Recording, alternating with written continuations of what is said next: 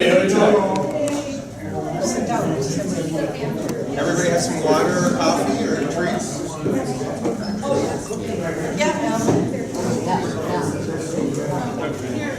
No, it's actually I'm sorry. Oh, that's wonderful.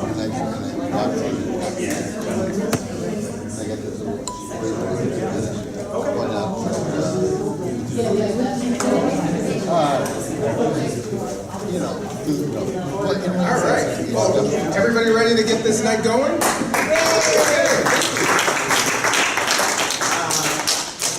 First, I want to thank you all for coming. As you might know, we invited Eric Paulson to join us tonight. Just in case there's a water in a chair for him too. I don't think he's coming, but I hope he does. Because I'm hearing from a lot of people, they would just love nothing more than to have us show up at rooms like this and let people ask questions of us. It seems pretty rational to me, but so we'll see if he shows. But I would love, because I'd love to know about all of you, if we just go around the room and just say your name, where you live, anything about what you do, or what brought you here tonight. Those are the things I'd love to know. So why don't we start with you, Uncle Clarence? Yes, Uncle Clarence. DBA Uncle Sam, I guess. I'm from Minnetonka. I've been self-employed for about 35 years. I have employees. I have patents. I'm kind of an engineer guy. We develop our own equipment and manufacture it, market it, and go all over North America and the world as well. And so I'm concerned about our democracy. I'm a Vietnam-era veteran. I fought for this country, and our democracy is slipping by. And is it Beth? I'm Beth. And I was just kind of going, maybe a list of things you really don't like. And I'm going, this just is That's like a long list. And yes, we're going to the next page. That's Clarence. Thank you very much. Thank you. And where do you live, Clarence? Minnetonka. Minnetonka. All right. I'm Beth Dennon. I'm from Coon Rapids. Been here for a heck of a lot of years. Knew Dean's one of his aunts. Graduated from high school with her in Minneapolis, Washburn. Then I moved to the northern suburbs almost 58 years ago. Love it up here, and we would love to have you represent us. Well, I would love to represent you. In fact, you moved to this district the last time a Democrat served in the seat. Yeah, I bet. 1960-ish, yeah. Nate. You want me? Okay, my turn next. Okay, I'm Nate. I've seen Dean more often than just about anyone. Been covering it, been following him around for a year, and it's been very lucrative. But I've enjoyed every minute of it, and I've had fun. Thank you. So, and. You've always been very, very kind and very welcoming, and I appreciate that because not all campaigns are like that. Thanks for saying that. Right back at you, by the way. Yeah. You're a gentleman. Derek. Hello, my name is Derek. I'm from Richfield and just here wanted to hear what you have to say. Okay. And where do you live? Richfield. In Richfield. Okay. Noah. Hi, so I'm Noah. I'm from Richfield as well, and I'm here with him, but it's nice actually being here, seeing you. I see a lot of you on your website. This is my first time seeing you in person, so thanks for having Glad to us. hear it. In case anybody isn't aware, these three gentlemen are trackers. Their job is to film me at events like this on behalf of Independent Expenditure Committee supporting Eric Paulson. And they're doing their jobs, but just want to make you aware of what they're here for. Sir, in the back. Oh, no, that'd be you. My name's Bill Linden. I live in Coon Rapids. I guess my big issues that I'm really focused in on at this point is the increasing national debt and the current tax plan, which just blew that out of proportion, as well as the ongoing increase in inequality within our communities and our country. Thanks for being here. Thank you very much. How about this statement? My name is Kogoa. I live in Brooklyn Park with this clown over there. My concerns is a lot. Disparity.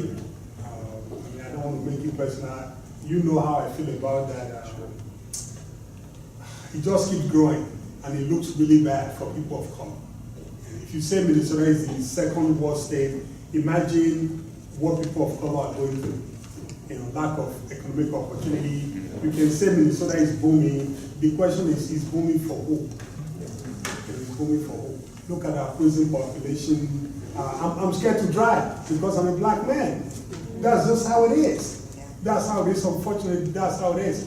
So, I don't know what you can do because you are promising to take on a lot of stuff, so, but just do the best you can. Thank you. At least make the country comfortable.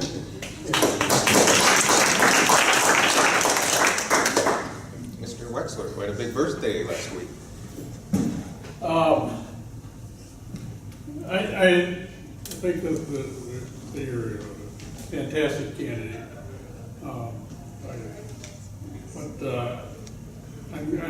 I'm involved in this because I'm concerned about the way people are being treated in this country.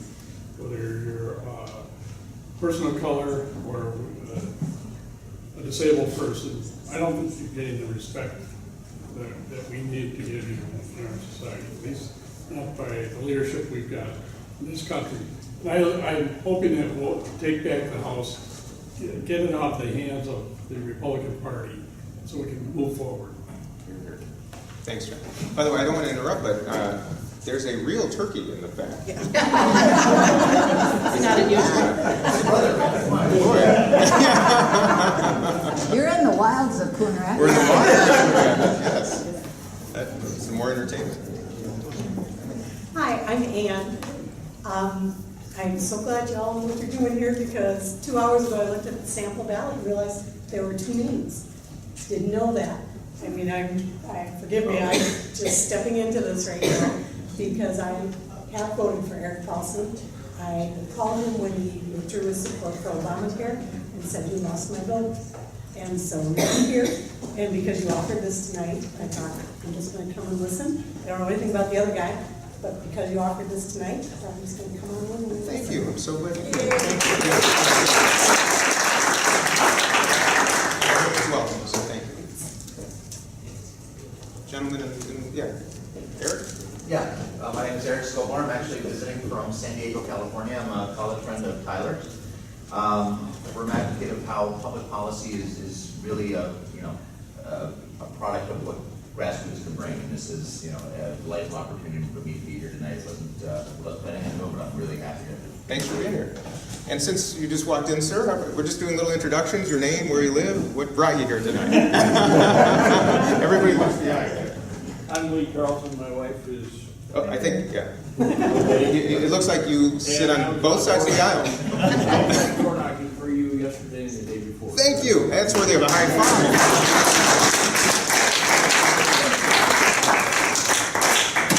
Thank you. That means the world to me. And now we might go back to your side of the table. What was the other question? Oh, just name, where you live, and what brought you here tonight. We live in Maple Grove, and we're trying to, what brought me here is wanting to have a change in the government. Here. Change is coming. I believe that we are at a tipping point right now, and that we need to get everybody out, both in the local level as well as in the national level. Thanks for coming tonight. I'm very grateful. I have a question. Oh, yeah, please. I have to leave soon. Oh, sure.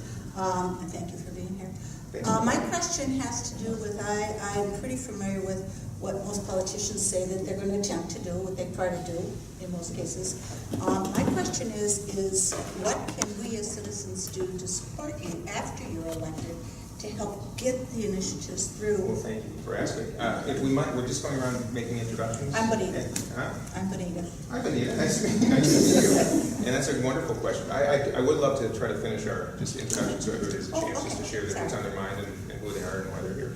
And then I'll definitely answer that. So at the back table still.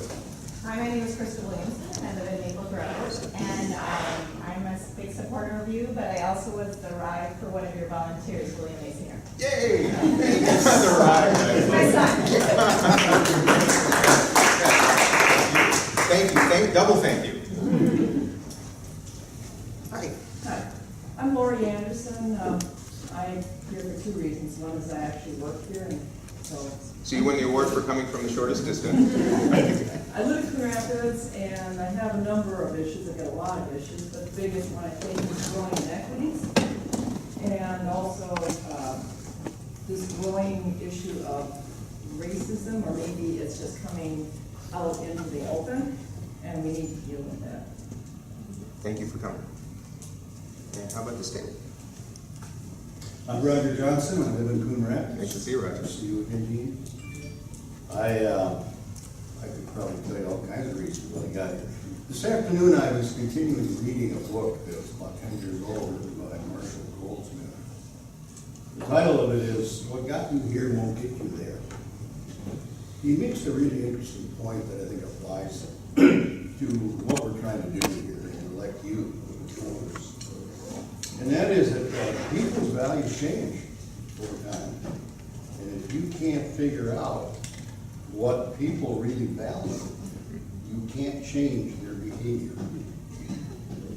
And I'm kind of with Lori back here. My interest is in equity. I'm talking about the pay equity gap between what people have earned in the last 40 years and the productivity they've added to the gross domestic product.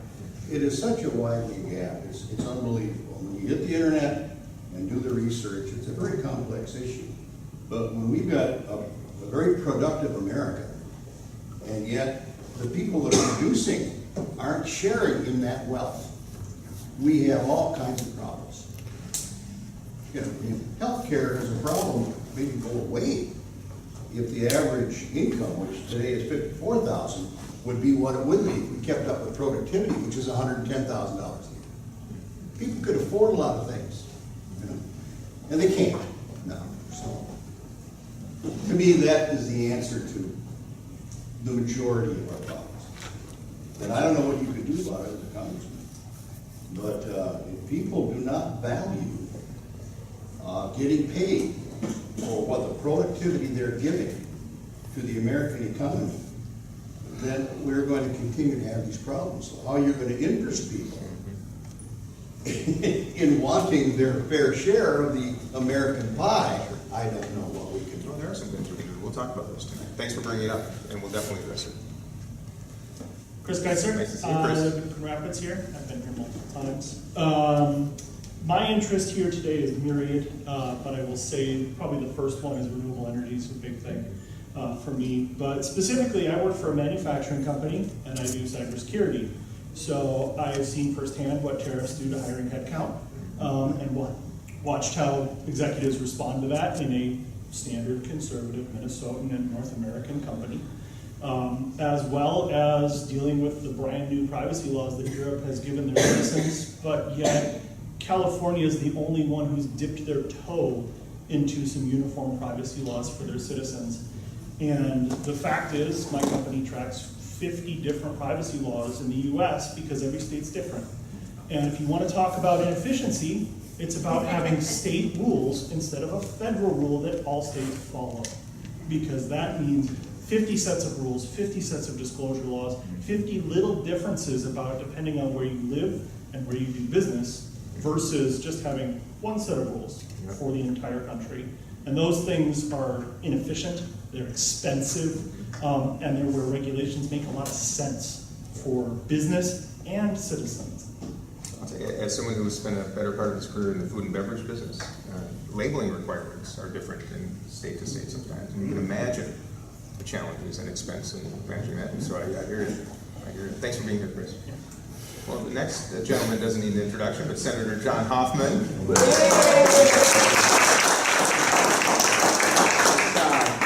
I just want to say welcome to Senate District 36. It's a pleasure to be here. Senate District 55. I knew that was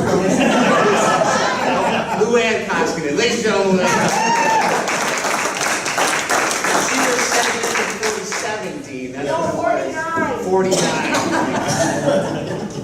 Right now, you're in the heart of 36. I'm glad you made that clear. Dean, I just want to say welcome and thank you for being here.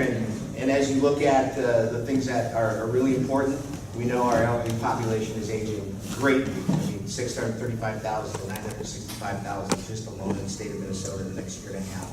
if the feds go to Medicaid block grants or Medicaid capitation, the first year for Minnesota is $860 million.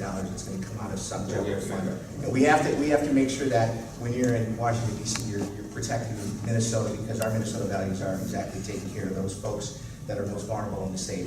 And I trust and support you in knowing that you're going to go in and do that for us. Thank you, Senator. With your education as well. Thanks for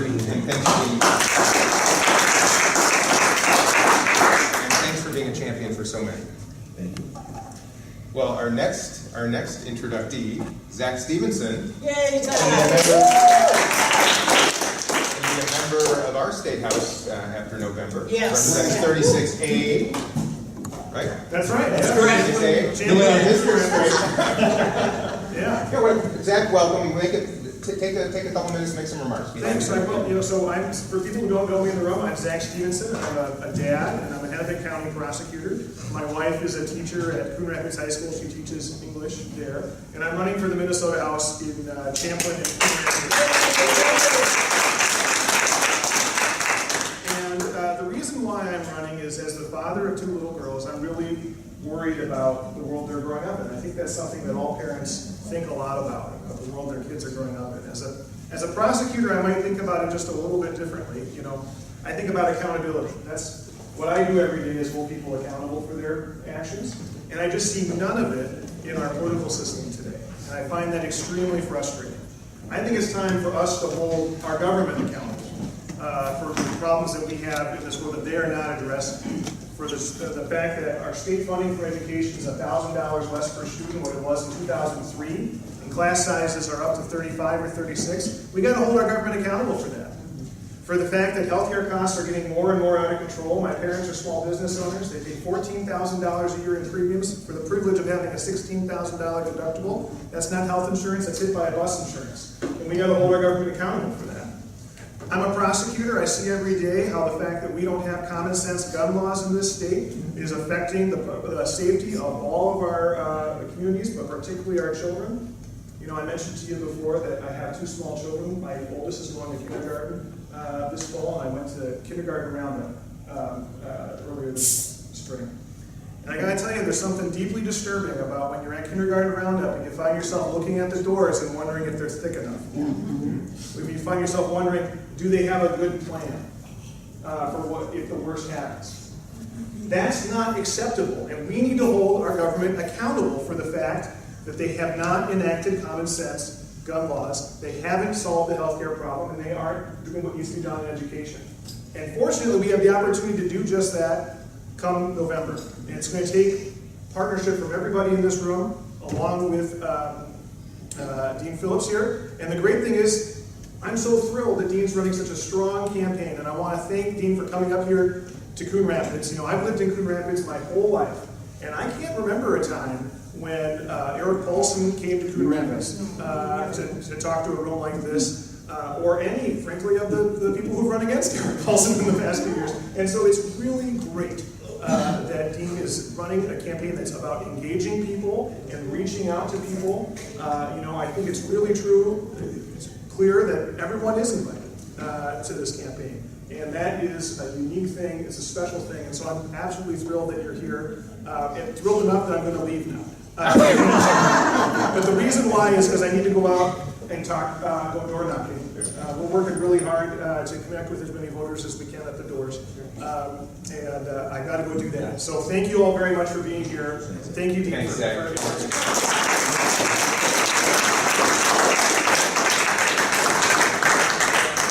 Zach wants to think that he's the reason I come up to Coon Rapids so much for this, because of this one right here, the way I am. Yeah. No, I know, she's the boss. All right, let's keep the introductions going. Sure. I'm Betsy T. Kafer. I live in Coon Rapids 30 years now, and I'm here because I'm really excited about Dean being our representative. As Zach was saying, I've written to Eric Paulson many times over the last 9 years. Only got a response this last year from him, a form letter. Other than that, he never even sent that back. Different times I would call him. He's never had a town hall meeting. He's never engaged in Coon Rapids. So I'm really excited about that. And also, I want someone in Congress that's going to hold Trump accountable, because I believe our Congress is supposed to be doing that. And Eric Paulson votes about 97.8% with Trump, something like that. So I don't see him doing that, and so I'm excited about that too. Thanks, and thanks for being here. Gail Ross. Hi, Gail. I live in Coon Rapids. Can't hear you. I don't, my voice does not carry, I'm sorry. This is Gail, she lives in Coon Rapids. I'm an avid supporter and volunteer for your And I'm so grateful. Thank you so much. Thank you for being here. It means the world to me. Okay, I fessed up. First phone call I got from Dean's campaign, I let loose. I literally yelled at the poor young woman that was on the phone, and I said, you know, I am really, really tired of the 3rd Congressional District ignoring the city of Coon Rapids. Coon Rapids is one of the largest cities in the 3rd Congressional District. The Congressional District meetings are in the City Hall at Minnetonka. All the events happen in the south or west suburbs and that sort of thing. And so I just let loose.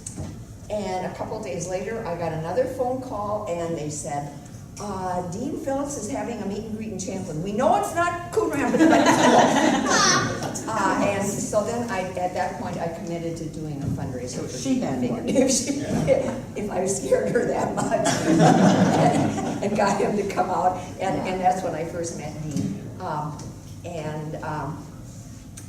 I think the reason I support Dean is the respect he shows people when he meets them.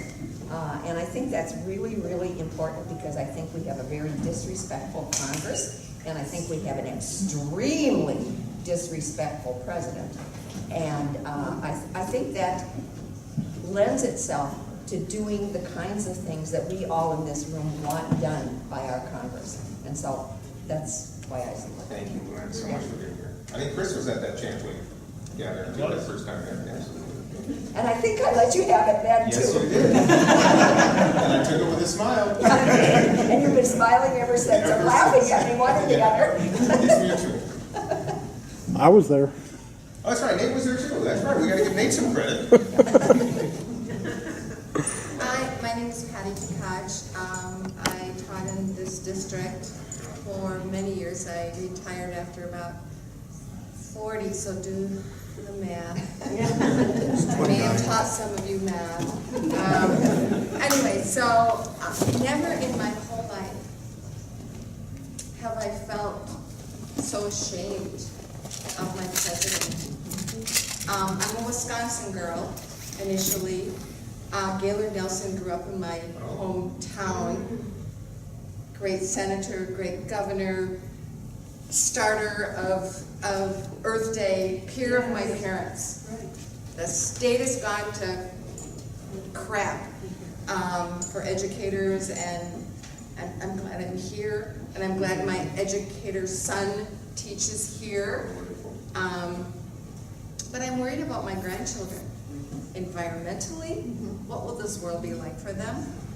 I'm worried about every morning. I've never watched CNN so much in my entire life. We turn it on for a while. They're like, "Are we at war yet? With Korea or whatever?" I mean, I'm just thinking about, my grandchildren had, 8 years of this wonderful President Obama and this relative calm and thinking about studying issues, and then now we have this chaos, and it's frightening because we're both retired, and what we have is what we have, and Dennis's medication could cost him as much as $4,500 A month? a month. And this is, everything's all changing now again. And I feel like this president's only run on how he can negate everything that happened before him that Obama did. Such hate, and I believe it's racism. I'm sorry, I think a lot of what's happened has to do with racism and fear of somebody who doesn't look like me.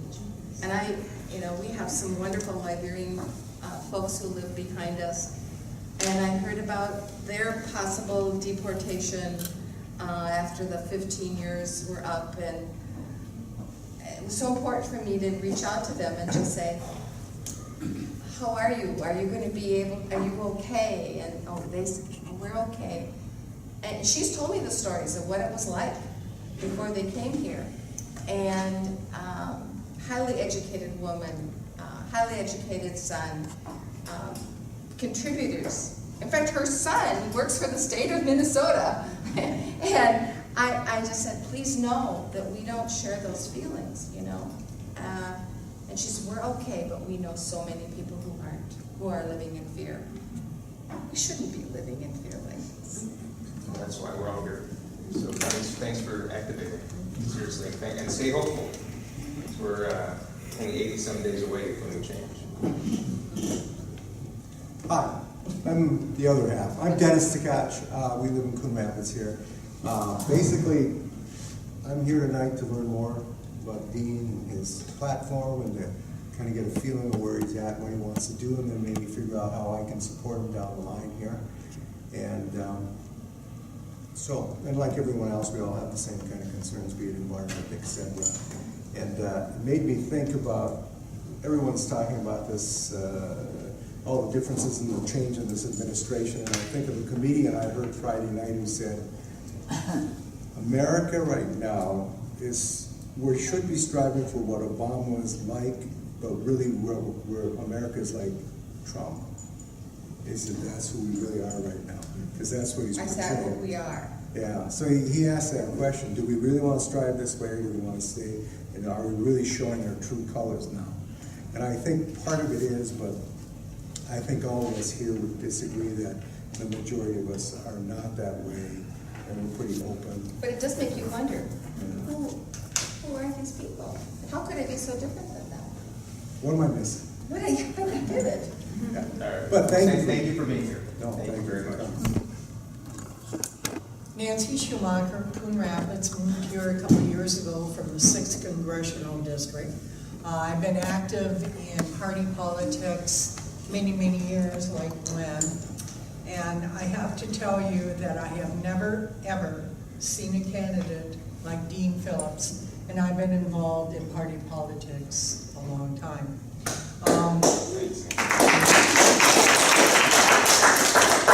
And my concerns, again, women's issues, I always bring that up. I'm a woman, I feel there are many things that I don't like in the current administration. I feel like we're going backwards. And because I also am recently retired, senior issues, and especially because 2 weeks ago I got a cancellation from Blue Cross Blue Shield on my supplemental insurance. Me too. And frankly, I don't know what the hell is going to happen. House plans. Yes, October 1st. Yeah. And not everybody got the cancellation plans, but many of us did, and it's real scary because what do insurance companies consider existing conditions? Just about everything in the entire world. So I'm very nervous about 10-1. I know you will be just 1 out of 435 because you will make it in November, but I support you, and just remember us that are now, we put in all these years of working and now we're going, what the hell? What's going to happen to us? Well, thanks for what you've done for so long, Nancy. And on this subject, any of you who may have received similar notices of the elimination of your cost plans, as you might know, those have been renewed. Minnesota is unique in that most of the 80% or so of cost plans in the country are here. Congress has always approved extensions. Could have been included in the recent omnibus budget bill, and it wasn't. So another failure of this Congress that is really unfortunate. And but there are some resources in the state that can help anybody who needs more information about how to proceed in replacing that plan, just so you all know. My name is Diane Kelly, and my husband and I and our 3 sons have lived in Coon Rapids for about 25 years. I don't know that I can add anything to what other people have spoken so eloquently about, but from the environment to healthcare. But I'm looking for some integrity to come back into Congress, and our checks and balances that are supposed to be in place to actually be in place. Because I think anybody that hears repeated lying and hateful rhetoric and doesn't speak out against it is complicit, and I'm done with that. But personally, we have a young adult son with disabilities, and I'm very concerned about his future. I'm concerned about caps on his funding streams. I'm concerned that we don't have options for him. You know, we're talking about someplace that he's going to live. Should we predecease him, which is probably going to happen? I'm a mom of a disabled person that thinks, I don't know what's going to happen to him. There are no services, so that's kind of my wheelhouse. This disability rights and supports. I'd love to learn more specifically on that, and feel free to contact me offline. I'd really like to hear more. Thanks for coming tonight. Thank you. All right, back to you. I'll introduce myself again, and I apologize, I come in, I thought I was taking questions. I was late. You were early. Well, for that, I was again, my name is Bonita, and my question is, aside from what I said there, I've been thinking since the questions have gone. I watched with interest yesterday Charlottesville, and I was involved very much in both the women's movement and in supporting and being involved in the civil rights movement here in Minnesota. And I wanted to weep because I thought, oh, these people are going to show up in front of the White House, and they're going to. But then everybody else showed up, you know, and just snuffed out their fire and they left. Exactly. And I thought that's what I meant about what can we as citizens of this country do to get back that growl, to get back that fire, and to say no. And the hope. Yeah, and well, hope. I guess it's kind of personal, but also isn't, yeah, about change, yes. Believe it or not, the solution's easier than you might think. It's showing up on November 6th and voting. Exactly. Thanks for being here. And you know, when we started this, there were only just a handful of you here, so that would be so nice everybody to introduce themselves. Now it's going to be most of the room. I mean, now it's going to be most of the hour, which is just great. But, I know some people have walked in since, so if you haven't introduced yourself, please just raise your hand and do so. We have 3 people here. Oh, yes, that table's growing. I'm Ellen White. I lived in Coon Rapids for over 30 years. I'm a retired public school administrator. I have many concerns, most of which have been expressed. I think the overarching piece is I'm looking for someone who's going to represent the citizens of the community and not focus so much on the business or businesses, although I realize that's important, but not that they take priority over the rights and needs of the citizens. Actual voters. Exactly, yes. We'll talk about that tonight. Who else would like to introduce themselves? Marcia Bedino, Coon Rapids, more than 30 years. I agree with everything everybody said here.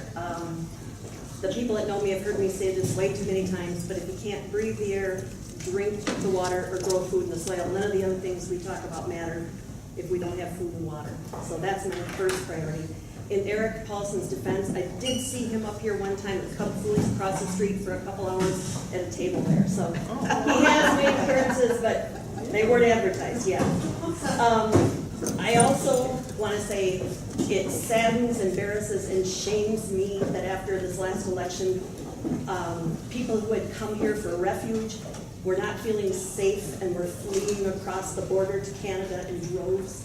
This used to be a place of refuge, and I have a daughter who is not white, and I worry about her safety and everyone else's safety anymore in this climate.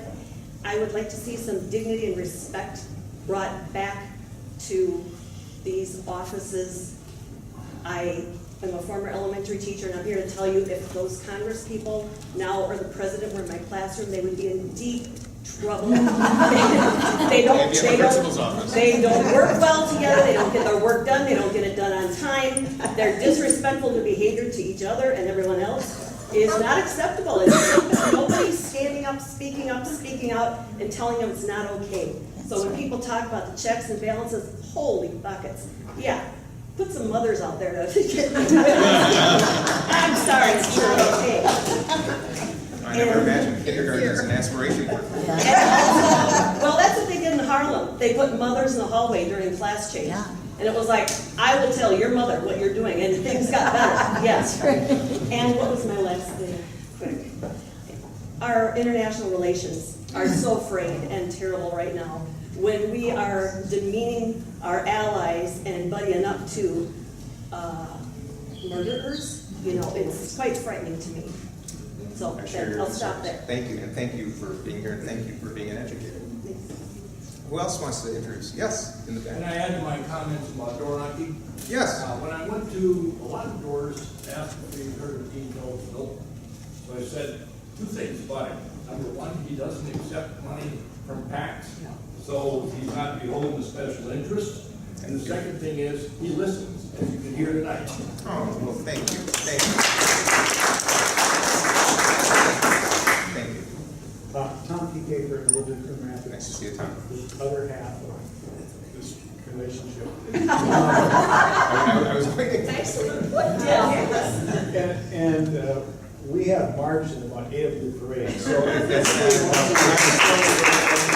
wants to get energized, go to a parade because that will do it for you. That will give you hope. But the big thing that bothers me is the attack on our environment.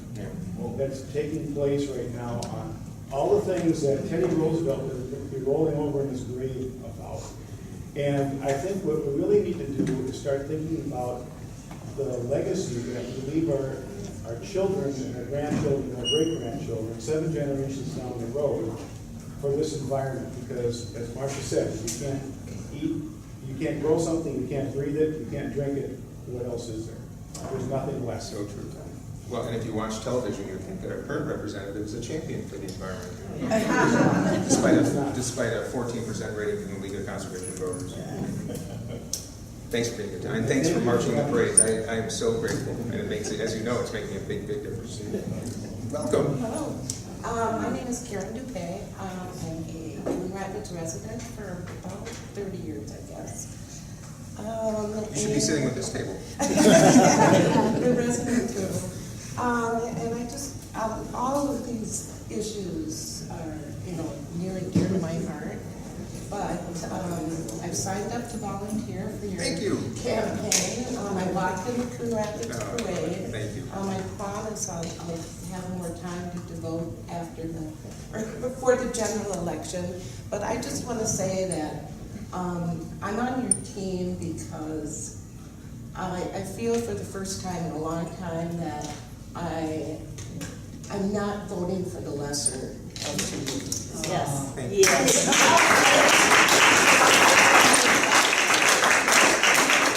Support and want to, contribute my time for it. So, thank you for being here. And we don't want to be the, the last corner of the district. Just the opposite. Just the opposite. Thanks for your kind words and your food. Anybody else who wants to still introduce yourself, please? I'm William Twiggell. I just moved to Coon Rapids about 2 years ago, and she got me involved.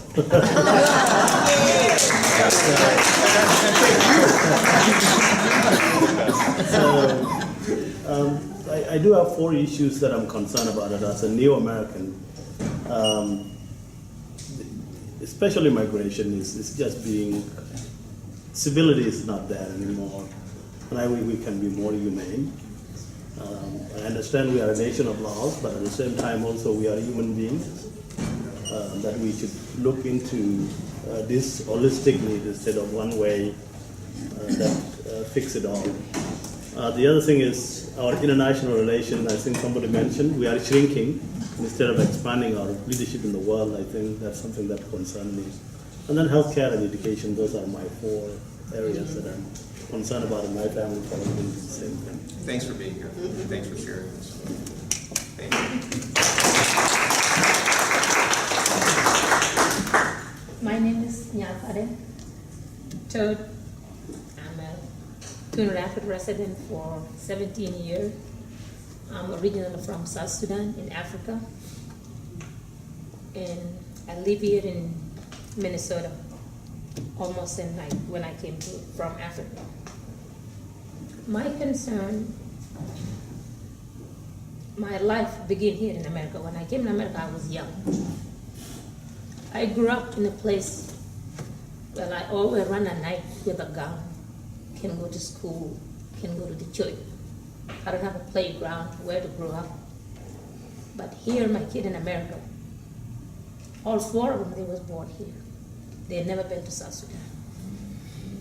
But my concern, the gun who used to kill my relative, my brother and sister, follow my children in the free world when I say I'm free.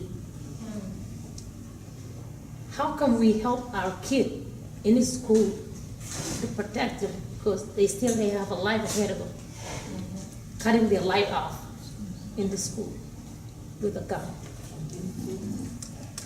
Thank you for sharing.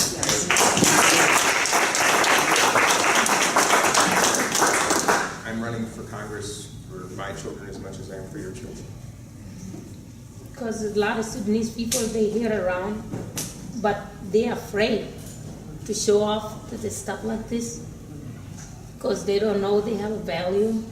When they go in, they look at themselves as a color. But me, I don't look myself outside of me. I just look what inside of me and what need to be done.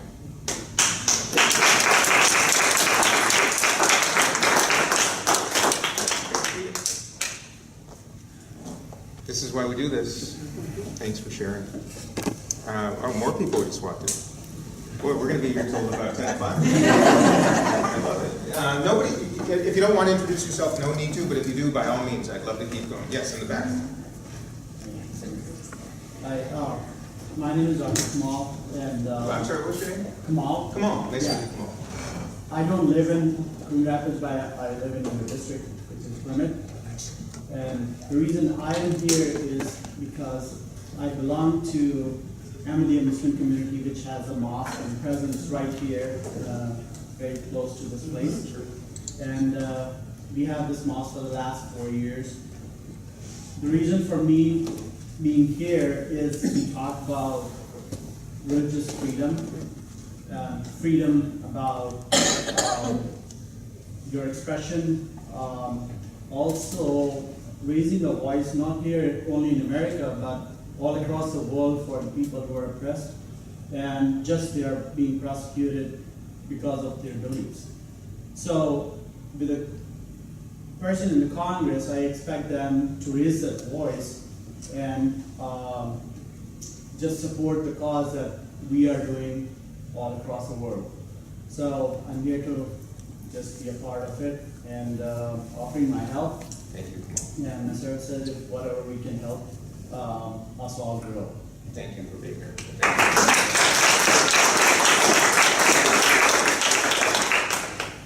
Anybody else? Oh, yes.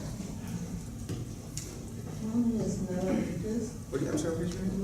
Nella. Nice to meet you.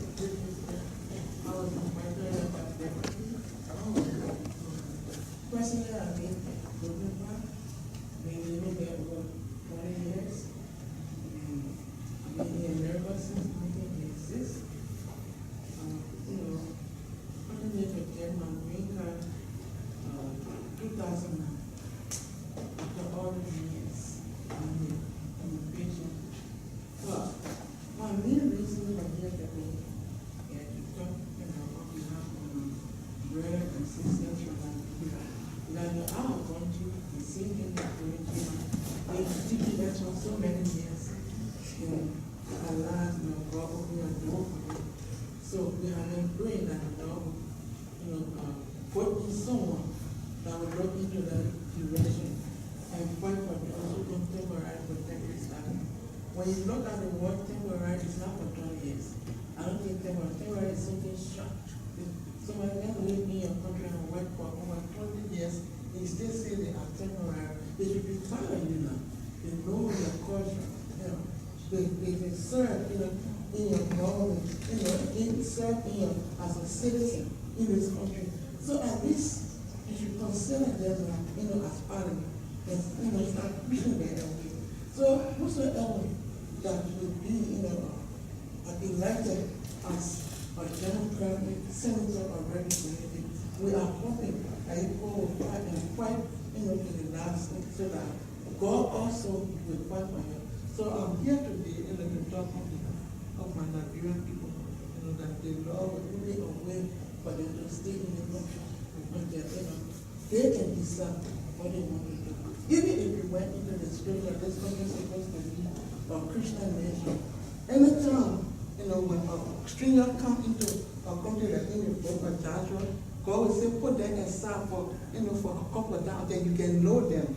And if you know them, bring them so they can be part of you. We're all in it together. Yes. And even if you came to God as a believer, and then you came to him and said, I want salvation. He said, today, you are part of us, you are citizens.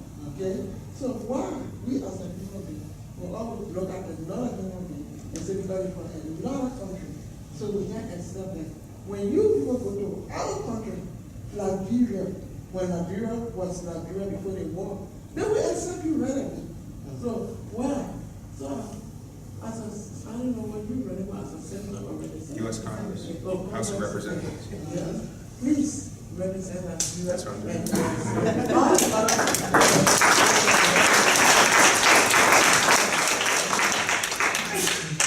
Bless you. Thank you. Richard. Well, I think we can begin. Welcome, Ken. I want to welcome you all once again, since it's been 45 minutes since I first did it. And also, I want to celebrate my extraordinary team. You see some of my extraordinary staff and volunteers and interns, and when you run for Congress, you form a family. And this is my campaign family, and I hope many of you, when you leave here tonight, will feel as included in this family as I hope you will, because it may sound surprising, but I take a lot more joy in listening, as I just did to all of you in your stories, than I do in talking. And I think it's unfortunate that our current representative has forgotten the core mission of the body in which he serves, and it's called the U.S. House of Representatives, not the U.S. House of Politicians. And representation begins with listening. So that's what tonight is about. We've got an hour left together. I will introduce myself, tell you about my background and why I'm doing this and what I've learned so far. And then I want to turn it back over to you. You shared a number of the issues that are important to you, and I've made note of them. But if you have more distinct questions to ask, anything, I will answer any question that you pose. And I'm just so grateful that you took the time to join us tonight. A little about me. I was born on Richard Nixon's inauguration day, which might be all you need to know about why I'm running for 50 years later. My parents met at St. Paul Central High School in the early 1960s. My mom, Dee Dee, and my dad, Artie. Artie grew up quite poor in St. Paul. My grandfather, Victor, his dad died when Artie was 10.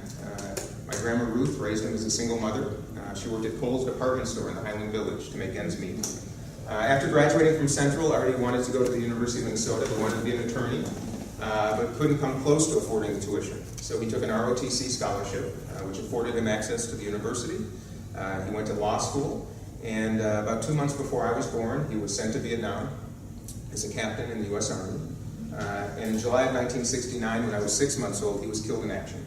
And my mom was 24 years old and widowed, and we moved in with my great-grandparents in St. Paul for the first 2.5 years of my life. And that's how my life began.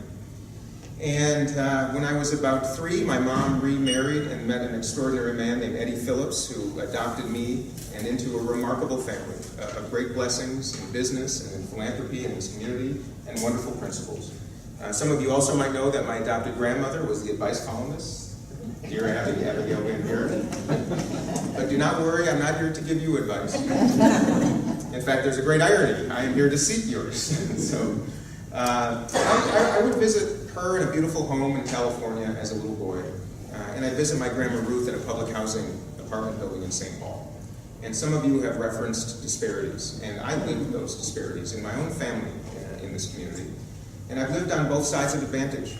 And that's in no small way what illuminates why I'm running for Congress. Over the last 50 years, I'm 49 now, over the last 5 decades, those gaps have not narrowed, they've only expanded. And I feel it's a responsibility of people like me who have been afforded opportunity to ensure that I afford as much as humanly possible to those that have the same dreams and the same aspirations, no matter their zip code, no matter their race, religion, etc. And that is indeed my mission. So when I was a little boy, we moved to Edina. I went to Edina Highland School. I was raised in a household that demanded hard work, that taught me to judge people by the content of their character, not by the color of their skin, and taught me to measure success not by how much we collect, rather by how much we share. Those were the core principles in my family. And the first job I had, it was age 14, 15. I worked at Runyon's in downtown Minneapolis, the restaurant and bar. Any of you know Runyon's? I probably cleared some of your chicken wings.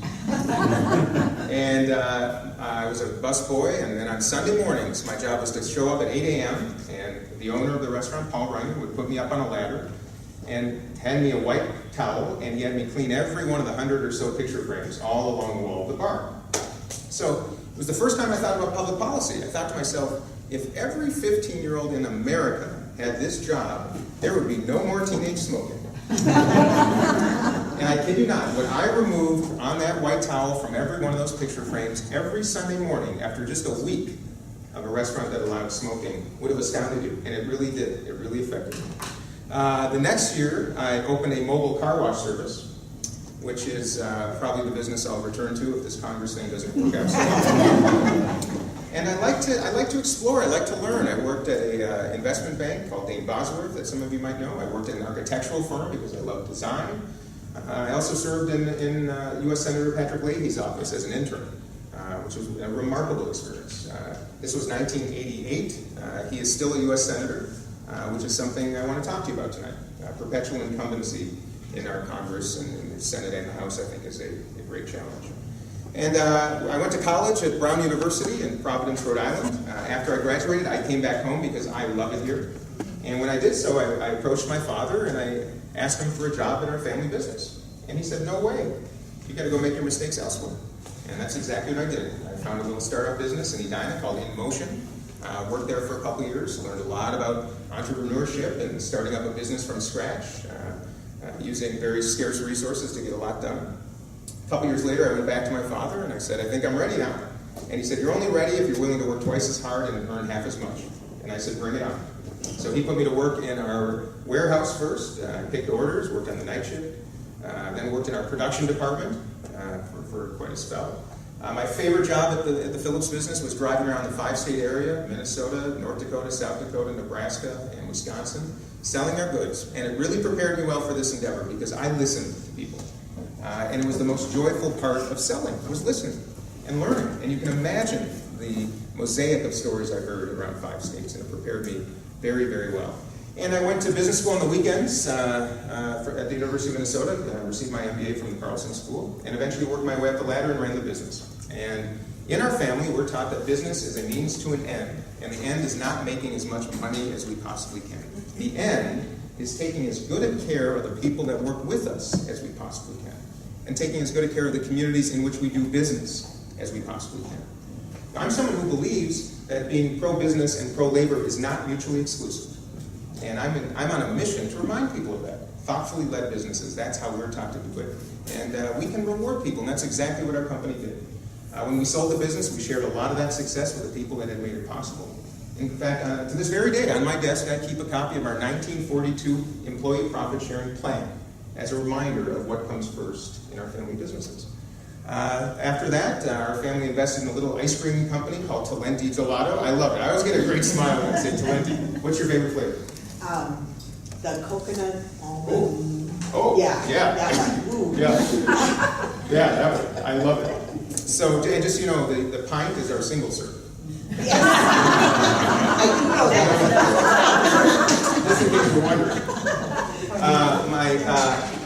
My father passed away in 2011, and at that point I switched from our beverage business to the ice cream business.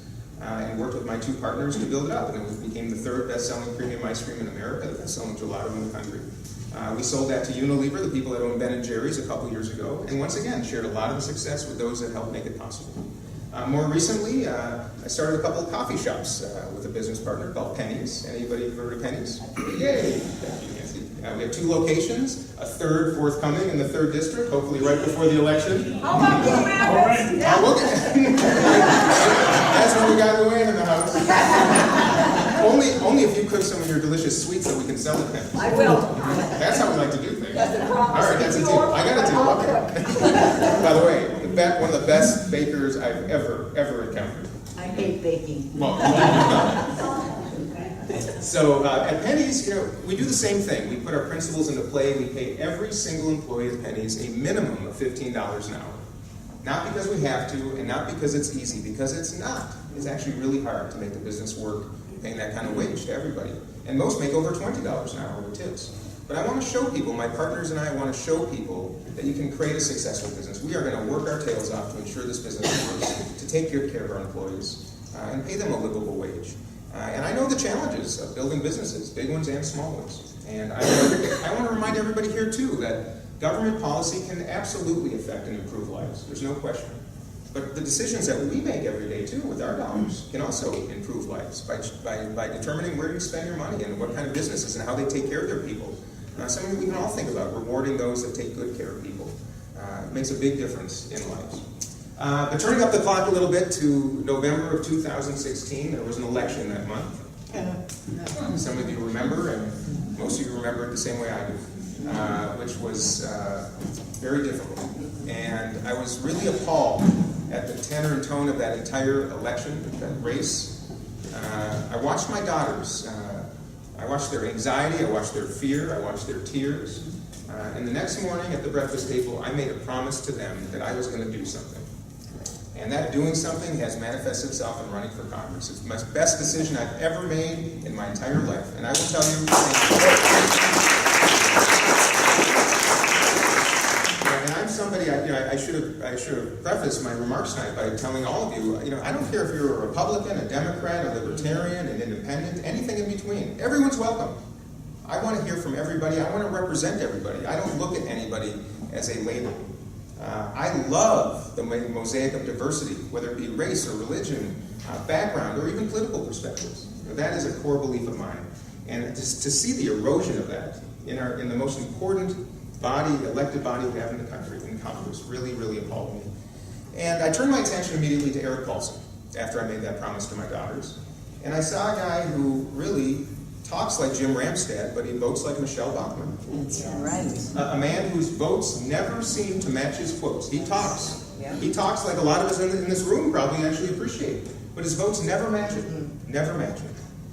And I thought to myself, our Constitution anticipated a president like Donald Trump. It prepared us for that kind of president. It did not prepare us, and it did not anticipate a Congress filled with so many who lack courage. And Eric Paulson is the poster child for that lack of courage. A man who in 1997, when he was a member of the Minnesota House, actually authored legislation that would have gotten rid of PAC money, special interest money, in elections. 20 years later, in the United States House of Representatives, Eric Paulson is the 6th largest recipient of that very money out of 435 people. So if you want to look at how he has migrated from where he started to where he is now, that's all you need to know about why I'm running for Congress. And when he took the vote on the AHCA, we talked a little about health care too. The risks that the millions of people that would be disenfranchised from their insurance if that bill had passed, troubled me so much that I said, after that, I'm going to run for this seat. And it is the best thing I've ever done in my life, because I've never been more hopeful, I've never been more optimistic, and in no small part because I get to meet people like you who share their stories, and they're always voices of optimism. Despite what we're facing right now, which I consider to be the most important wake-up call that anybody in this room has ever faced, we will not be measured by what happened in 2016. We will surely be measured by what happens beginning this November of 2018. Because we have all the information. We know what's at stake. We know what's at risk. We know the consequences. And if we do what I know we can do and what I think we're going to do, it will be a massive and extraordinary new beginning for this country. And I think change the course of our country's history for years to come in a very, very hopeful way. So the first thing I did when I declared my candidacy is I bought a little truck. Some of you might know it. My government repair truck. It's a little bigger than this in real life. Now some say because it's a government repair truck it needs to be a whole lot bigger, which I don't understand. But I did this because I wanted to do something different, something that no candidate probably in the country was doing, and that is invite everybody to the campaign. And the only way you can do that is is have literally a vehicle that invites people to have conversations. So I open the service window, I serve coffee or lemonade, I pull up to events and farmers markets and neighborhoods, you probably see me all around. And people come up and talk. I don't say what party I represent on the truck, because that's not important. I want to be a representative of everybody. So people come up and say hi, and just as all of you did tonight, they introduce themselves, they tell me about their hopes and their dreams and where they come from, what challenges they face, and also what possibilities they dream about. And that's why I'm the most inspired person I've ever been in my life because of this race for Congress. And you won't be surprised that a lot of what I believe in is a lot of what most people I talk to throughout this district believe in, Republicans and Democrats. And starting with healthcare, I believe this country, the most prosperous country in world history, we should not be the only developed nation in the world that doesn't ensure that everybody who's a citizen here has access to affordable health care. And if you can't afford it, then we don't make sure you have it no matter what. I believe that we should and can be that country to ensure that everybody has care when they need it, no matter your age or your income or your geography or your condition, particularly those with pre-existing conditions. And we have to start that by reducing the cost of care, because we pay twice as much as any developed country in the world. So I believe the money is in the system. We already spend twice as much as anywhere in the world. So I believe we already have the money in the system. We have to reduce the cost of care, ensure we negotiate pharmaceutical pricing, and change the care delivery model so we don't reward procedures and hospitalizations. We start rewarding prevention and health, because right now we have a sick care system. We don't have a health care system. Secondly, public education. How many other teachers in the room? I know some of you. Thank you. You the most important. Thank you. There is not a more important profession in the world, not to mention our country, than the educator. And I believe it's time for this nation to elevate and celebrate teachers in a way that we haven't in the past, raise the esteem, raise the compensation, ensure that every student in this country, every student, no matter what zip code they live in, has the same possibilities and the same opportunities. Because a young child growing up in Chanhassen should have the exact same opportunities in this country as a young child growing up right here in Coon Rapids. And while the schools may look fancier in some parts of the district, we should ensure that no matter what, the same support, the same education, whether you have special needs, whether you have great talents, whatever it might be, that every child has the same opportunity. And that is my mission, because those disparities are absolutely something we can rectify and absolutely something we need to do. And we need to ensure that IDEA is fully funded. $150 million a year we already have to make up for in this district, because our delegation of Democrats and Republicans has not fought hard enough for it. I also want to see the formation of a retiree corps so that we can engage people who have time on their hand with great life stories and experiences that come into schools and help students learn how to read and write and give them high fives and hugs, and help educators when they need it, and go on field trips and ensure that the achievement gap is narrowed, and also the exposure gap. Because imagine what a mobilized nation of millions of people who care to go into schools can do for young kids. And it doesn't cost more money. Those are the kinds of ways I like to think. Women's health, economic security, reproductive rights, and also finally ratifying the Equal Rights Amendment. How about that?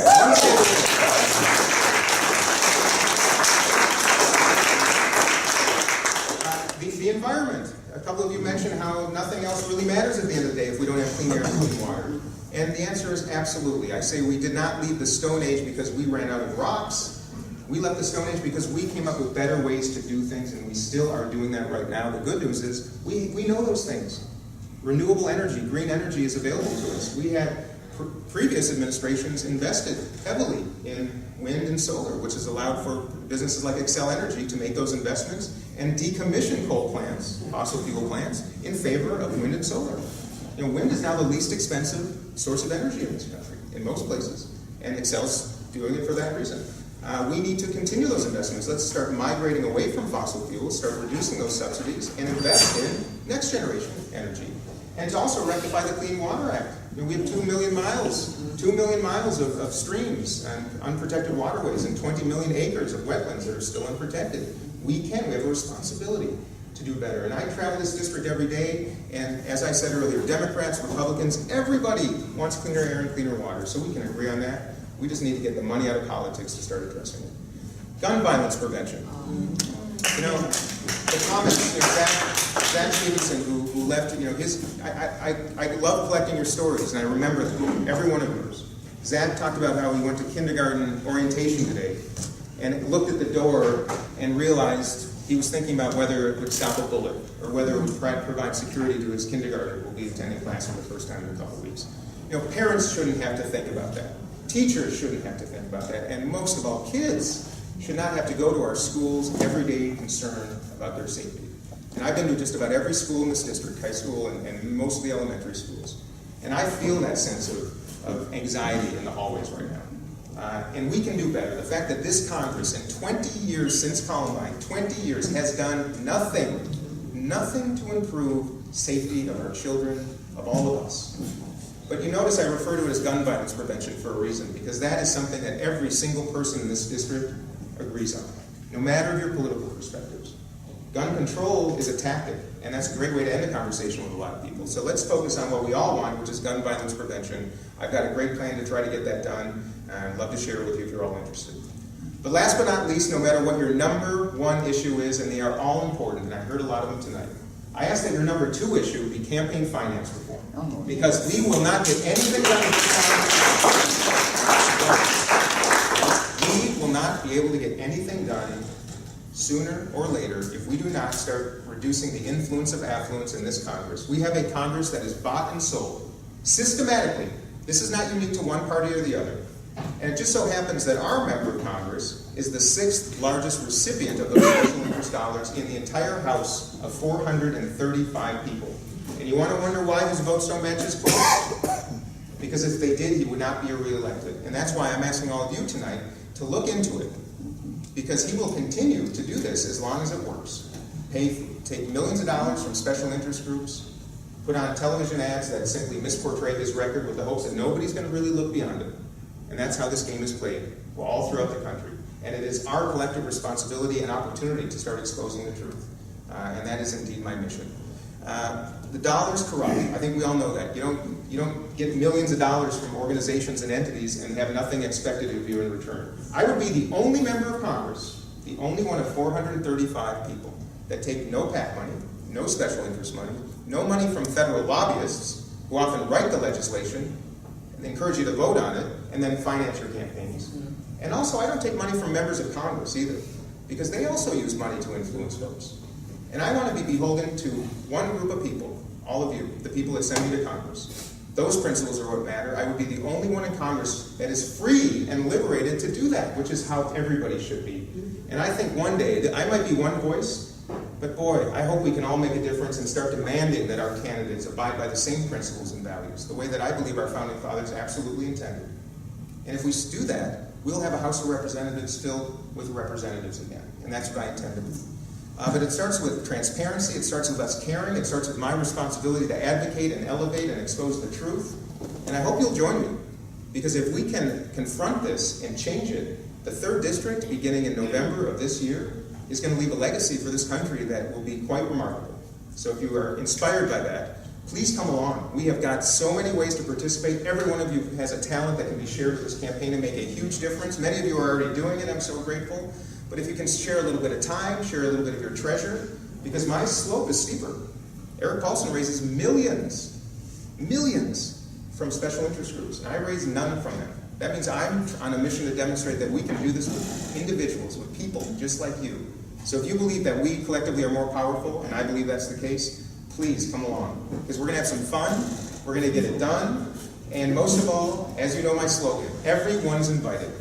And I mean that across the spectrum. I love the mosaic of people in this room. I love the stories that have been told. It is the most joyful journey of my life because of all of you. So come along. And whether it's marching in a parade or phone banking or door knocking or staffing in our office, we need you. And we're going to look back on this race and November 6th as a remarkable change for the better. And that's why I hope you leave a little bit more hopeful, a little bit more optimistic, and inspired, because that wake-up call is being heeded, and I'm just one of hundreds around the country that are going to try to make that difference for real in November. So thank you for coming tonight. I would love now to answer any questions that you might have. And again, anything's Roger, I saw your hand go right up. Well, as I understand it, the week from tomorrow night, we're going to engage in the singles, one and only debate. Yeah. It's going to be scheduled between you and your opponent. How can you, and what is your plan to carry your wonderful demeanor that you exhibit right here in this room into that debate so the rest of the third district is as confident and convinced as we are in this room that you're the man we need to have in that office. Thanks for asking, Roger. You probably know well enough from hearing from me that I believe it's a core responsibility, whether you're a candidate or whether you're a current member of Congress, to show up. If you're not willing to appear in front of your own constituents and answer the questions that they might have face to face, I don't know why you're serving in Congress. And I want him to debate. I want him more than just debates. I'd like to schedule a series of open public forums. I invited Eric Paulson here tonight. I still was hoping he might show up, and I mean it really sincerely. You deserve to see both of us side by side. You deserve to ask the same question of me as you do him. You deserve to compare our answers. And I would argue if a representative is not willing to do that, I'm not sure why they should be serving in Congress. And I think that should be a basic expectation of everybody in this country. But as long as the money in politics flows as fast and as deep as it does, and incumbents like Eric Paulson know that they can spend millions on advertising, misportraying themselves at no risk, they'll continue to do so, and they'll hide from constituents. And that's why we are in the circumstances we are today. That's why I will be the loudest advocate for campaign finance reform that the U.S. Congress has ever seen. I will be relentless. I don't care what kind of office I get. I don't care about my committee assignments. I don't care about the leadership of my own party. I'm on a mission to expose the truth of how this system works and affect change so that there are thoughtful representatives from both parties that can go to Congress and get good work done. And that's what we should do. We should start by debating the issues in front of people in a thoughtful manner. And I'm open to it as many as he's willing to do. I've challenged him. We'll see what he says. But it all starts with you. Roger, if you and everybody in this room send him a note, call his office, write letters to the editor, I think that might make a difference. Because I'm suspecting he's not going to accept my invitations, but he does represent you. And he represents me too. Well, good point. That's how we're going to do it. So I ask all of you, I ask you actually, if you're willing to try to ask for that opportunity, because I will accept those invitations.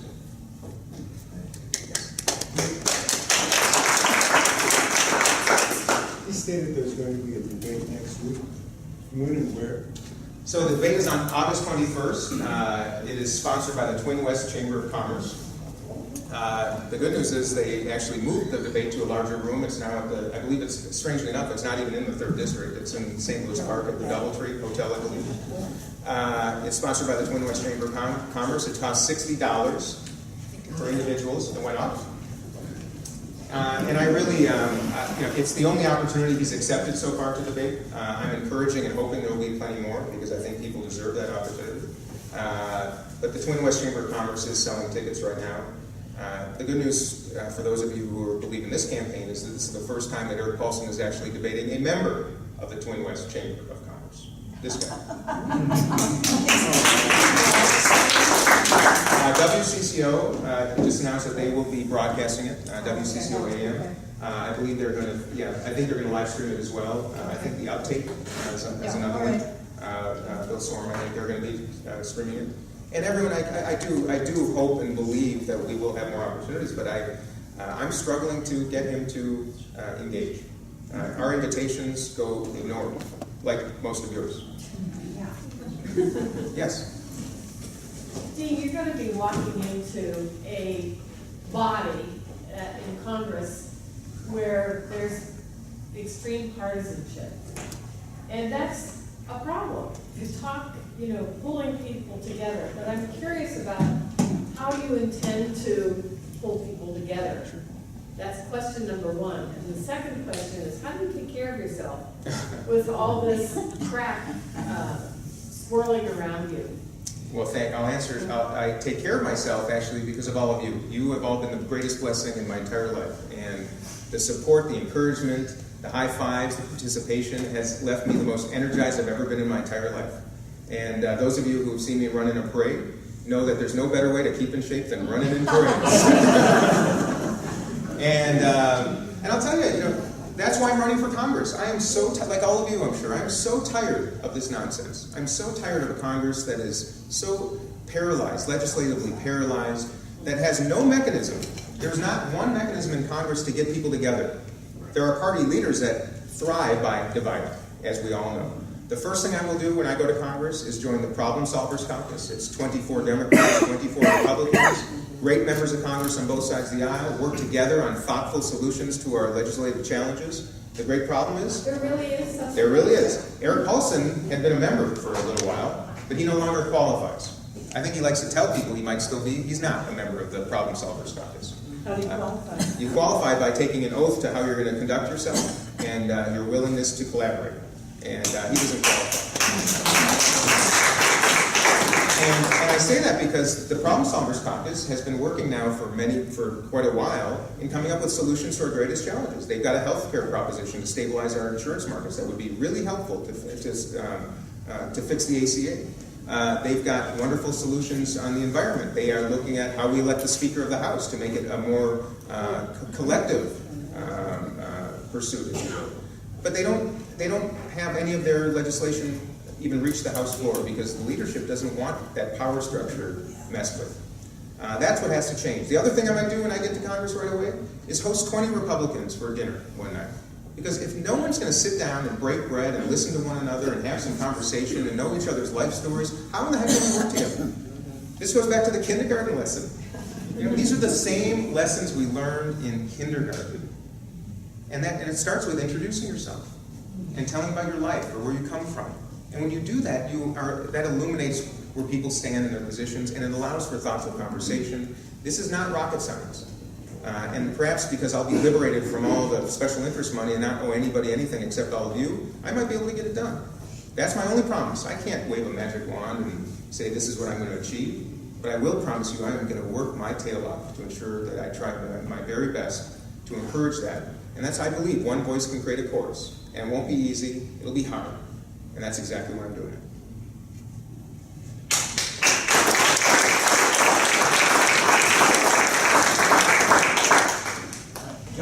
Nice to see you, John. So when you're in Congress and you're fixing healthcare and you're fixing immigration and issuing subpoenas to White House staff and all that important stuff, please also remember that Congress has got a role in foreign policy.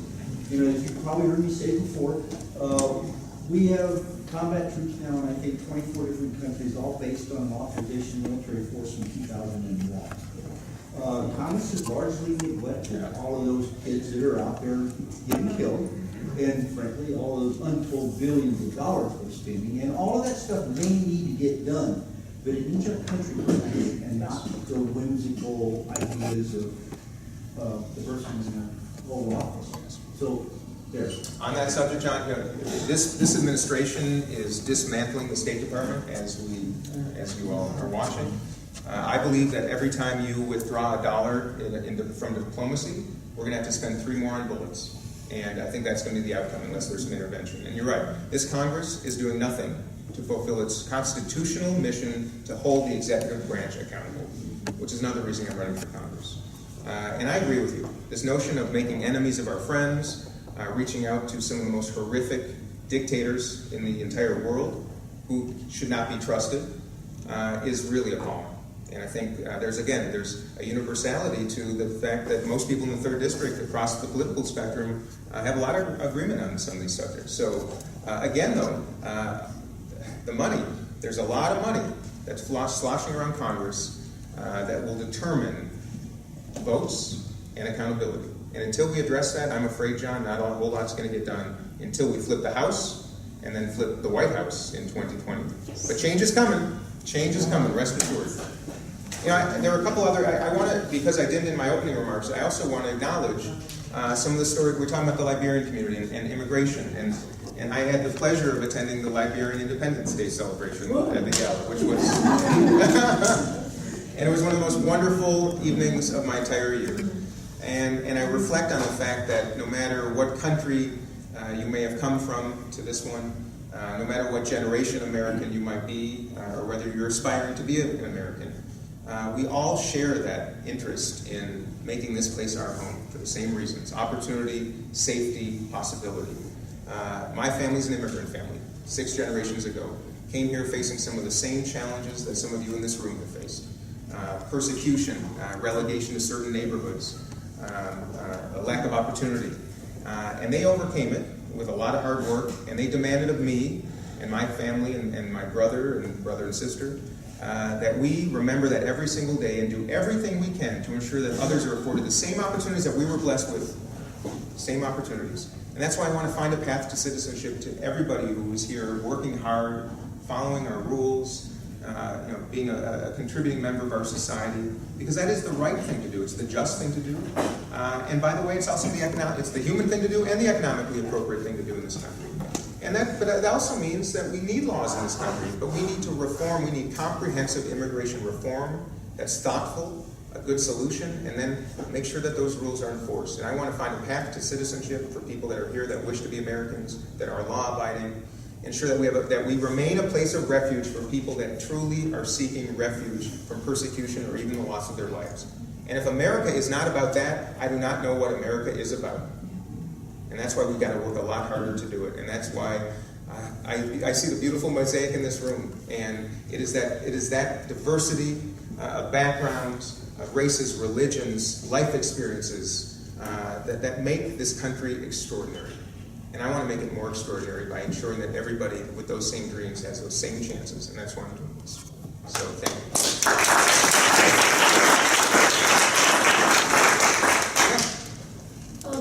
I have a son who is currently in jail, and he'll probably be incarcerated for a few years due to an addiction. The rate of opiate use and the number of families that are disrupted, or the kids that end up in foster care, is skyrocketing across the country. And a lot of addicts are dying.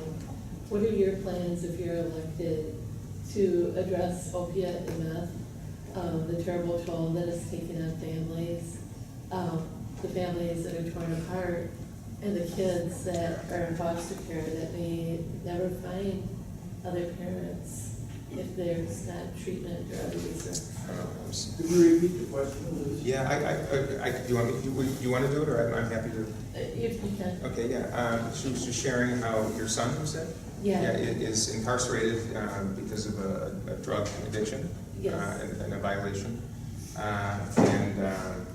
And the trail of tears and heartbreak and challenge it leaves a family, and how we are treating a massive health crisis in this country, which is misportrayed as a criminal crisis, I think, in many cases. And then the separated families. And separating families, yeah. So my belief is, this is a national health crisis, and I think we have to start looking at addiction for what it is, which is a health crisis.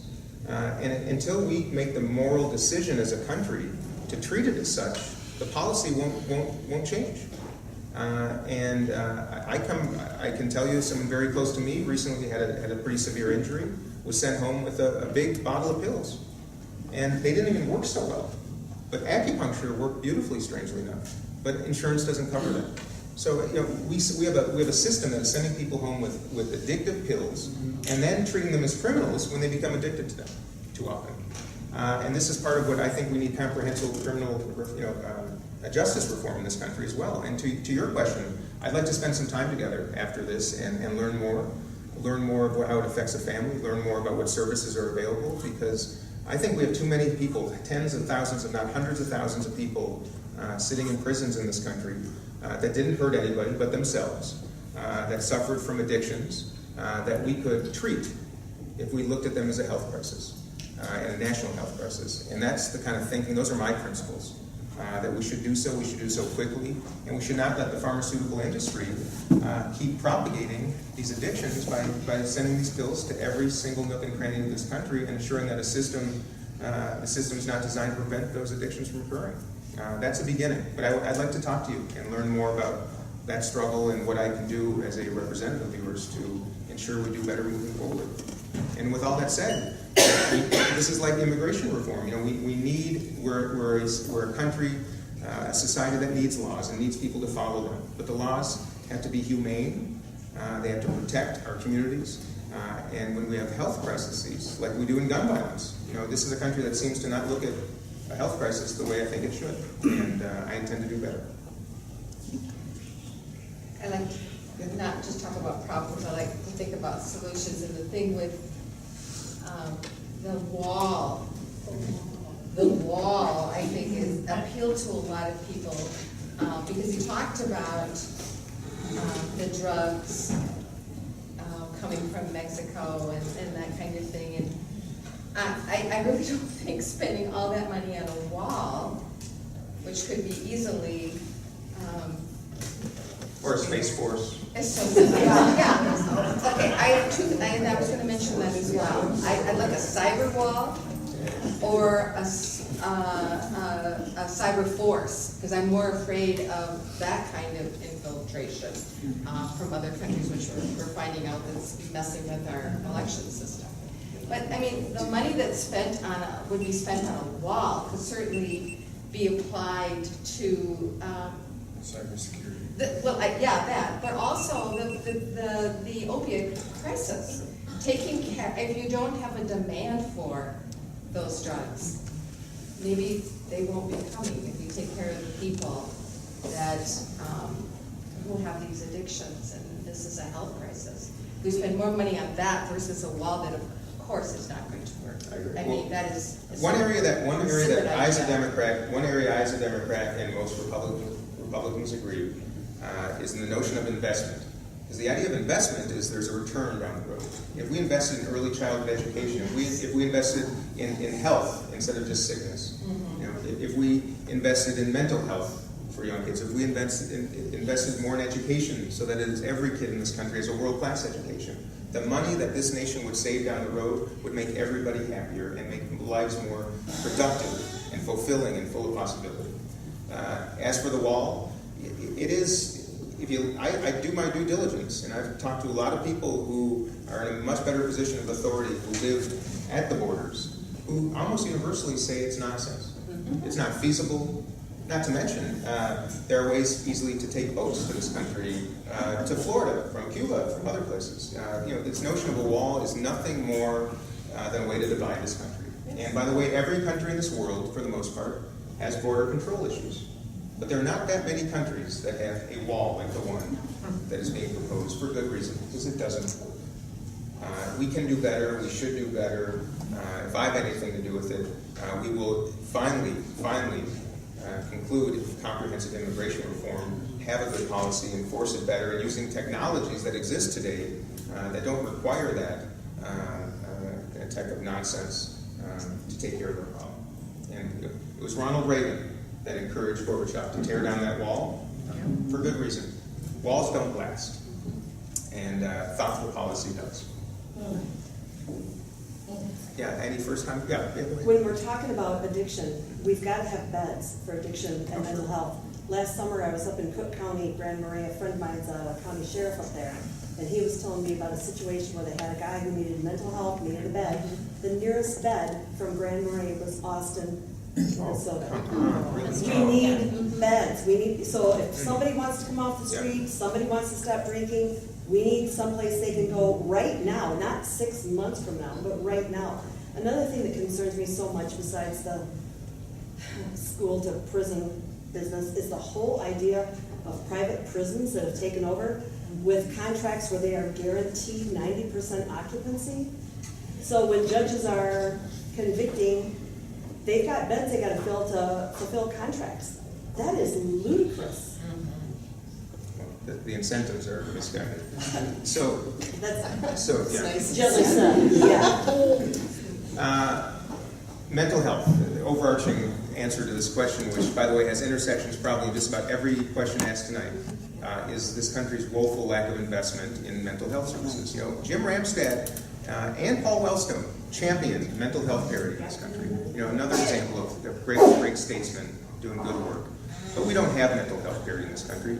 We still, insurers and even Medicare, do not reimburse at rates even close to possible to maintain mental health services at our health systems around the country. So if the money's not there, it's not going to happen. And again, if we invested in mental health, this country would be in much better shape. There was a young man, as you all probably know, just recently was killed by police who had a known mental health crisis going on, but the police don't have the training too often. We don't have mental health, we don't have beds, and if you live in a rural area, it's even more challenging. And I'm sure many in this room, myself included, have had issues in your families where we've needed these services and do not know where to turn. We can do better. And again, this starts with money and politics. the inaction, the lack of compassion, and the lack of interest in even pursuing and investigating better solutions is really confounding to me. But I go in with open eyes and big mandates and a vision about how we can do this better for everybody. And it starts with mental health. And by the way, I'd like to see mental health support, robust mental health support professionals in every single school in this country. That's where it starts. That's where it starts. And boy, would we be all better off. I spent over 30 years working with children with special needs, including emotionally disturbed. My daughter is an elementary school counselor in the inner city of St. Paul. She works with troubled kids in classrooms.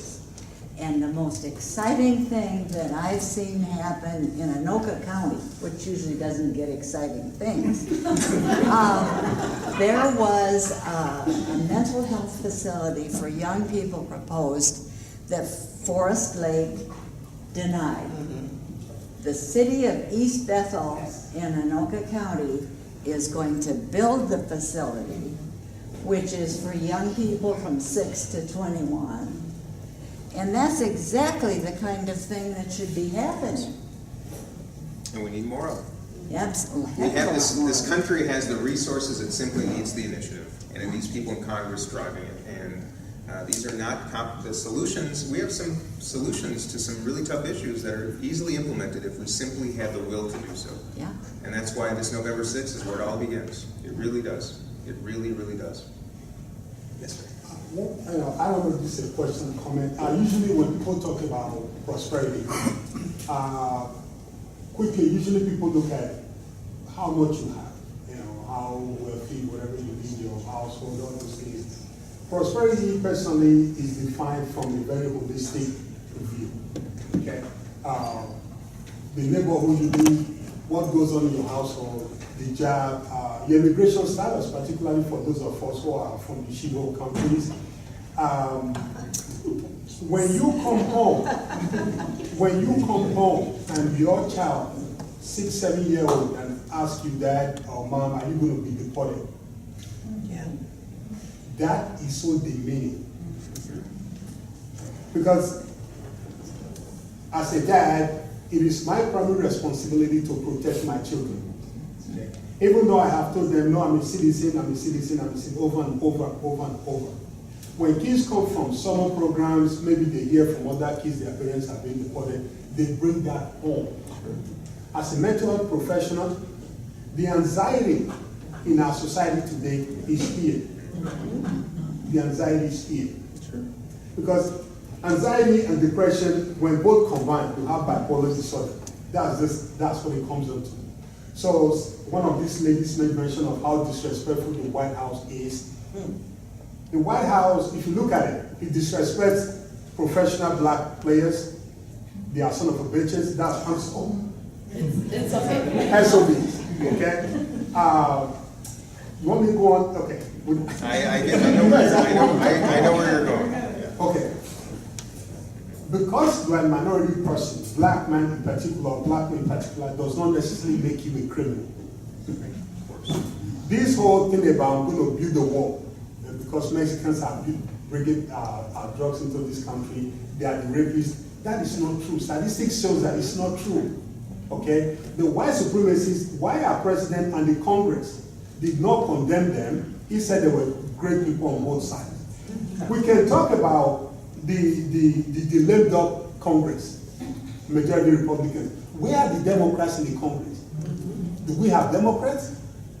Not enough. If you are not speaking, silence is a sign of acceptance. Indeed. So don't come to my constituency and say, vote for me as a Democrat. At the beginning, you know and I struggled about that. I was done even listening to Democrats. Seriously, I was done. The candidate said, no, this guy is different, he's different. Okay, I don't know how many times he said it. I think it was one more. So I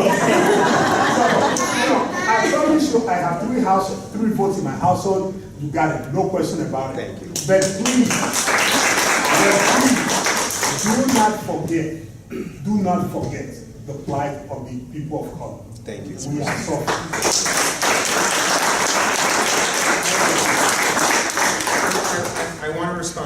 by saying that I've never walked in your shoes, I've never walked in any of your shoes, but I spend a lot of my days, a lot of my waking hours listening to stories.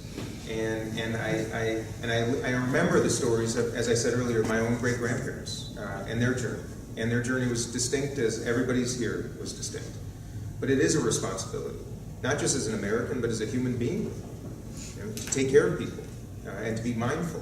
And as I said, I was raised in a family that demanded, didn't give me an option, demanded that I judge people on one characteristic, their character, not by the color of their skin. And that's who I am. And I want to earn votes, and then I want to demonstrate those principles in Congress. And one of the reasons I'm running is I don't see enough of those principles on either side of the aisle. And there's not a district in this country that isn't touched by a story like the one you just told, and the fears that all of you in this room have for your children driving, right? For the children who go to school wondering if their parents will be home when they get there. These are human beings, and humanity transcends nations. And I intend to be the most human of representatives as possible. But I have reverence for law, I have reverence for the Constitution, and they are not mutually exclusive. That is America. That's the great promise of this country. It's the great beauty of this country. And that's who I am. You cannot separate those principles from me. And I will demonstrate those values every single day that I'm in Congress.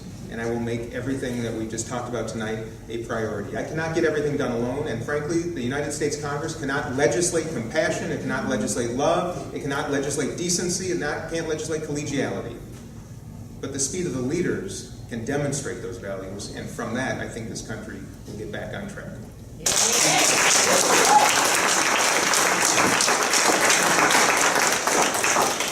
In the back of the room, then Mr. Wetzel. Are you tracking now too, John? My name is David Bichanga. I live here for I'm sorry, what is your name? David Bichanga. It's nice to meet you, David. I came to go to school and never went back because of the love of the people in Minnesota. I did 7 years in the U.S. Marines. Oh, thank you for your sacrifices. Every single year I lived there, I've worked, I pay taxes, I've never got any public money. I always pay my taxes. We are not takers. When we come here, we also try to contribute to society. Right now, I think the most important issue that I deal with is affordable housing. What are you going to do with affordable housing, especially in that district? Yes. Park, Center, Fremont. Do you have any plan for affordable housing? Thank you. Yeah, thank you. And most of all, thank you for your sacrifices in service. I know there's some other veterans in this room, and as someone who lost his father in the Vietnam War in service, it has particular meaning to me, so thank you. Relative to affordable housing, I have spoken with many in this district that have elevated that as one of the most significant issues they're facing. As you might know, federal policy doesn't directly impact affordable housing the way I think it could. It does, on the other hand, we need local developers, as you well know. We need local policy, state policy that supports affordable housing, because there's a lot of conversation about minimum wage in this country and health care, affordable housing, paid family leave. These are all the levers that have to be adjusted to ensure that people can live good lives, and lives of possibility and security and opportunity. And I recognize the great need for affordable housing. I've met with a lot of mayors around the district too, because I want to be a partner. And I want to learn about the challenges that are being faced. I want to learn how federal policy can provide more incentives, because at the end of the day, affordable housing does need to be subsidized in many cases, and we know that.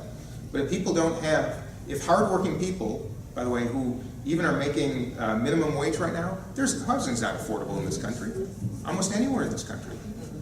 So we have to have policies that work together hand in hand, federal policy that supports state policies and municipal policies to ensure that these situations are taken care of. I do not have a distinct answer for you. I'd like to have one, and I have more work to do on that subject, and I intend to do so. And if you want to share more, if you have some thoughts on it, I'd be happy to listen whenever you want to share, David, because I'm hearing it more and more. But that also means voting for people like Zach Stevenson and John Hoffman, people that recognize these issues, who are here to represent the districts in which we're sitting and the communities in the state. They have their ears to the ground and their hands to the pulse, and we have to work together, and we will. But it's not something that can be rectified overnight, and we can do better. You met council as well? And Met Council as well. You got time for one more? Okay, we got time for one more question, everybody. John Webster. This question comes from Nashina Hussein from Brooklyn Park, and she says, Dean, what is the difference between your policies on education versus Eric's? His website is vague. Well,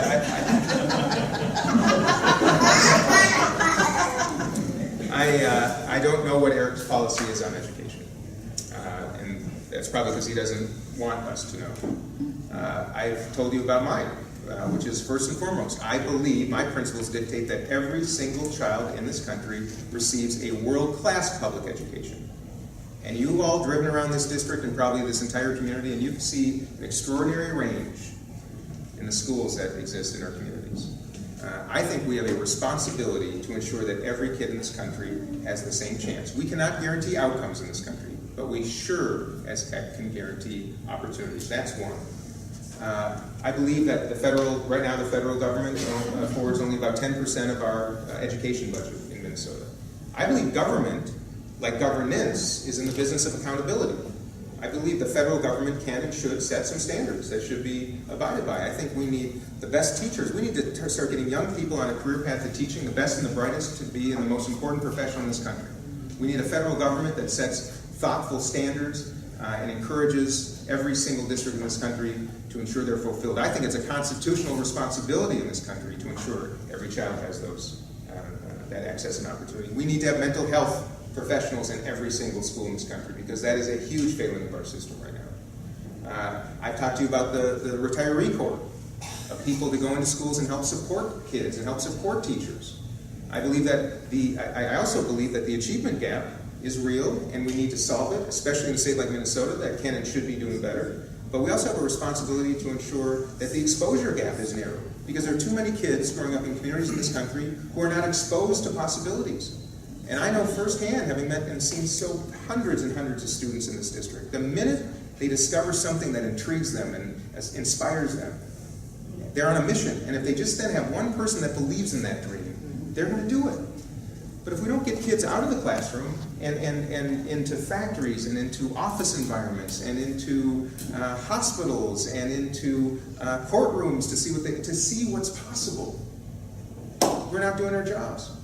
Not everything requires a ton of money, but it does require will. It requires all of us, and I want good government policy to work together with every one of us who has, just like someone said earlier, David, you said, I'm not a taker, right? Let's all be givers. That's the America I know. That's how we're going to do better together, and I love you all so much. Thanks for being here tonight.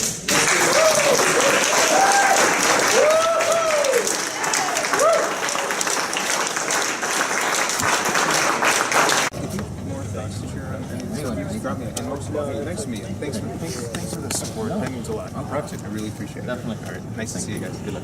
Hey, thanks for coming. Dean, real quick. I'm talking to somebody. Do you believe the allegations against Keith Ellison? I'm going to talk to people that came here to ask me questions, and I'm going to visit. Do you think you should suspend his campaign or resign?